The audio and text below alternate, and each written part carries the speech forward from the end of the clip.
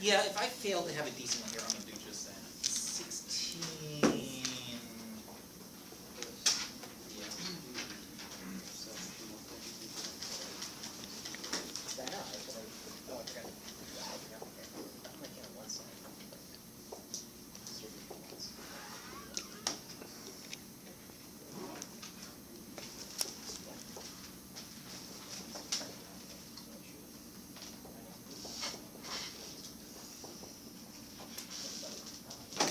All right, you guys, I'm going to be selfish. I don't want to sit here and spend time on homework, so I'm going to do this really fast. You just tell me if it's okay.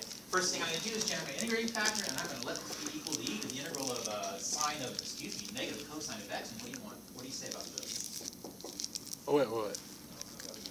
Was that the right one that I asked? Oh, am I wrong? This is 1.6, isn't it? Yeah. Number 16. Is it 16? It's the one that's generic. It has alpha and beta. Isn't it? 13. Yes, 13. Sorry. Well, I'm trying to make a point. Do mine. We don't have to finish. We just started. Are you happy? No. What do you mean no? Why not? Because you still have the sine of x in there. I think it's first order linear. I just don't have it in standard form. I think with the standard form, it's got to be y prime plus stuff. And I don't have that nice clean coefficient of y prime. So if I'm going to generate an integrating factor, I have to first make sure y prime's coefficient is clean. Do you guys see my point? Yeah. Okay, everybody, no tricks this time. Oh, sorry. I didn't realize the inputs were different. What is that going to be? 2 cosine x? Now, do you guys agree the integrating factor is simply going to be this?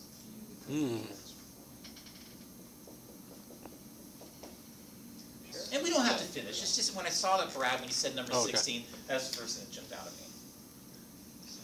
Happy? Yeah. Be honest. Yep. Okay. So number 13. And of course, I didn't answer the question. I'm just saying that's the setup. So you said number 13, where I have y prime plus alpha y equals e to the beta x. I gotta keep reading just a minute. Where alpha and beta are assumed to be constants. Well, first things first. I do think it's first order linear. Secondly, I do think it's the standard form. Thirdly, you probably cannot read my incredibly awful writing. In front of the y is not a 2, Looks that is like an a 2. alpha. Sorry, that's alpha times 1, not 2 times y. And that being the case, I do think I have a mathematical legal right to proclaim that this is indeed an integrating factor. I'm talking too much.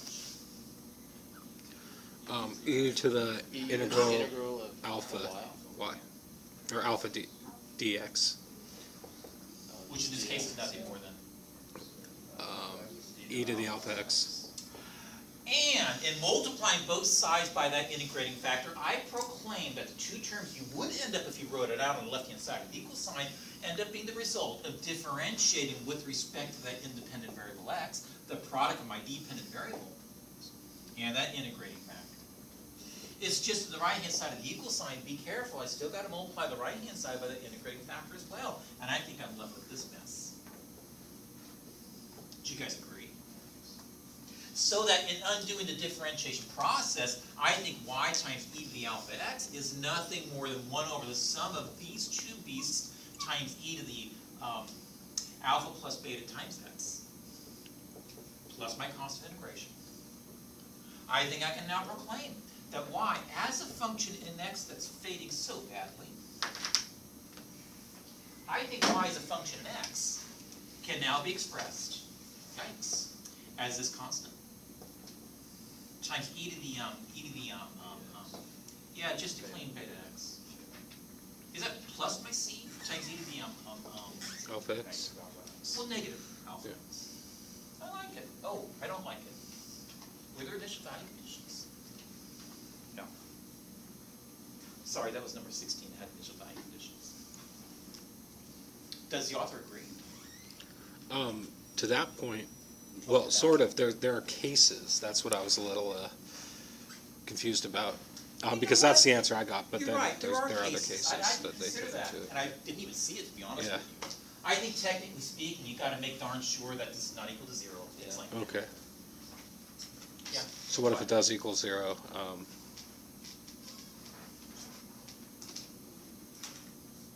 'Cause- in the second line, where does the 1 over alpha plus beta coefficient come from? A use of my head. So I think when I actually dive in to integrate both sides, on the right-hand side, I could commit the use of letting u be equal to alpha plus beta times x. But that means this is the relationship between alpha plus beta. Excuse me, I misspoke. That means what I'm about to write is a relationship between du and dx. If I can write it, it's this. Oh, but shoot, I got a dx in the integrand's position. I guess to isolate, I'll better divide both sides by 1 plus alpha. Excuse me, I meant 1 over alpha plus beta. Yeah. I just pulled out like an interval. Okay. Thank you. And Brad, you said, well, what about the special case? Yeah, I what- would have done this. What if it equals I 0? would have resolved the problem replacing beta with negative alpha. Or Oh, alpha with okay. negative beta. That's how they got that. All right. And I didn't write it, but that's what you did next, if you sit in that case. Okay, because they actually went through like that, but I didn't really see how they got their answer. But all right, that makes sense. You guys trying to attack me? Is that okay? Anything else you can think of? Good.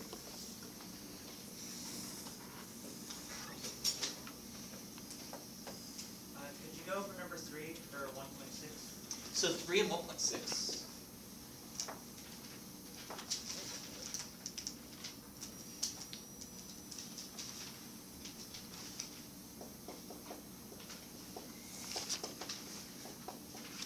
Don't write this down yet. Number 3. Ah, I'm missing a coefficient of 2 in front of the x cubed. Well, you guys here too, no tricks. I really do think, number 1, this is indeed a first order linear PE. Number 2, it is indeed in standard form. So number 3, let's see when I list what the integrating factor has to be. I think in this case, the integrating factor is just going to be e to the, is that 2 integral of x with respect to x? Or shall I say, is that just simply e to the x squared? It's just that in multiplying both sides by the integrating factor, the left-hand side ends up being a multi-termed expression, which is equivalent to the derivative with respect to x of the product of the dependent variable with this integrating factor. And here's what I get on the right-hand side when I multiply by the integrating factor. At this stage of the game, I probably would dive in and undo the differentiation process, but I have to confess, you guys, I gotta slow down a little bit. Got to slow down a little bit because I'm really going to integrate this beast. But to integrate this beast, can't I consider this just an x squared e to the x squared? Yeah. No. What do you know? Times x cubed. 3 times a. Oh, I'm missing a factor. Sorry, I'll put it in. Do you see my point? Do you see my point? Yeah. Because I think what's above this squiggly line is nothing more directly the derivative of what's up in this exponential position. That screams out at me that I want to commit to a use of by allowing you to be X squared. x squared, because I think when I pay the consequence here is a relationship between du and dx. That being the case, on the right-hand side, what I'm really left with is nothing more than the integral of u e to the u. Sorry, I forgot my left-hand side. So everybody, yes or no answer. Is that a piece of cake to evaluate? Yeah. What technique are we going to use? Integration by parts. Integration by parts. Let's give it a shot. Does that give me y times e to the x squared? Is that equal to, U well, okay, u, you're right. U e to the x. minus the integral. Plus The integral of e e to the u, so I'll integrate. That's okay. over. And back substitute? And back substituting. Does that give me that y times e to the x squared is nothing more than, I've just been too long, sorry. And that's squared.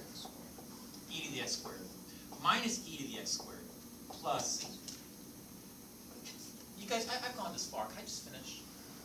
I think what that tells me at the end is that y as a function in x is nothing more than my x squared minus 1 plus c times e to the negative x squared. You guys, what do you think is going to come up this semester? Can anybody panic and say something about the solution, graphically speaking?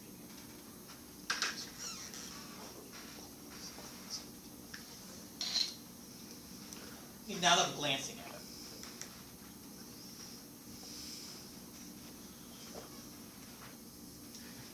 Can you see anything? It doesn't exist where, well, there's either a hole or an asymptote where, x equals. Thank you. So where's the asymptote? X equals 0. I'm sorry. X equals 0. The y-axis? The y-axis. I guess. Where's the asymptote? No, that's not right. Even if this image is wrong. X, not equal.